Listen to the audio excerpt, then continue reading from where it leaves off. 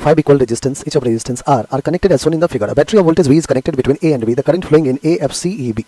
बच्चों में current flow करना है। सबसे पहले अगर सर्किट को अपन ध्यान से देखें तो ये सर्किट 1 2 3 4 5 5 रजिस्टर लगा हुआ है। कहीं ये व्हीटस्टोन ब्रिज तो नहीं बन रहा है, एक बार फाइंड कर लेते हैं। देखिए अगर लेट से हमने ए और बी के बीच में एक बैटरी V वोल्ट का कनेक्ट किया है तो करंट फ्लो करेगा। करंट के पास दो पाथ है, एक इधर और एक इधर।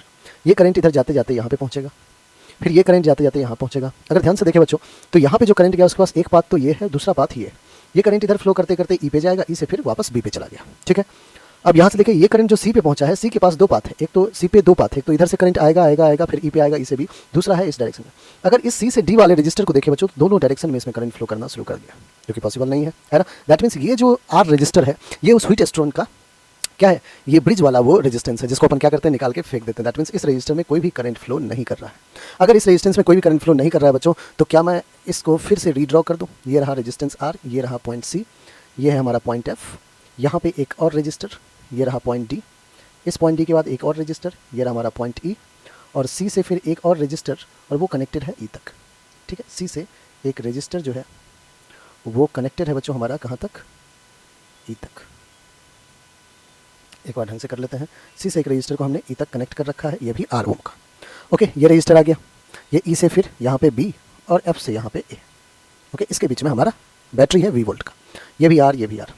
अब बच्चों हमसे करंट पूछ रहा है कि find the current flowing in A F C B, A से एफ, एफ से सी, सी से फिर ई एंड ई से अगेन बी। मतलब इस आर्म में कितना करंट फ्लो कर रहा है ये बताना है। आप कहोगे जो भी करंट फ्लो कर रहा है सर यहाँ से वो ही करंट सेम इसमें भी आ रहा है, तो ये दोनों रजिस्टर इसका मतलब क्या है, सीरीज में है। और अगर सीरीज में रजिस्टर है तो इसके थ्रू करंट क्या होगा, सेम फ्लो करेगा। Current through this branch I A F C B will be, potential कितना है V डिवाइडेड बाय रेजिस्टेंस कितना है 2R। ठीक है, आई क्या हो जाएगा V upon R equivalent. R equivalent क्या है, R plus R, that will be 2R। तो करंट कितना फ्लो करेगा, V अपॉन 2R। ठीक है बच्चों, अब कहोगे सर पोटेंशियल V है। ठीक है, क्या आपको कैसे पता चल गया कि ये पोटेंशियल V ही होगा, V वोल्ट का तो बैटरी है। बच्चों इसको आप रीड्रॉ सर्किट को ढंग से कर सकते हो। आप अगर ये पॉइंट A ले लें, यहाँ पे एक हमने V वोल्ट का बैटरी लगा दिया, ये पॉइंट B है, तो जो हमारा सर्किट है वो कुछ ऐसा आ रहा है। ये भी 2R, ये भी 2R and 2R both are connected in parallel with battery V। आप देखें बच्चों ध्यान से, तो ये तो वही व्हीटस्टोन ब्रिज हो गया ना। व्हीटस्टोन ब्रिज का कैसे अपना सर्किट बनता था, ऐसे बनता था, फिर एक ऐसे, फिर एक ऐसे, फिर एक ऐसे, और यहाँ हमने एक बैटरी कनेक्ट कर दिया, यहाँ हमने V वोल्ट की बैटरी कनेक्ट कर दिया। तो ये दोनों जो R और R है ये तो बच्चों सीरीज में है। सिमिलरली ये R और ये R तो सीरीज में है, लेकिन आपस में दोनों क्या है, पैरेलल में है। That means 2R is in parallel with this 2R which is connected with a V volt battery.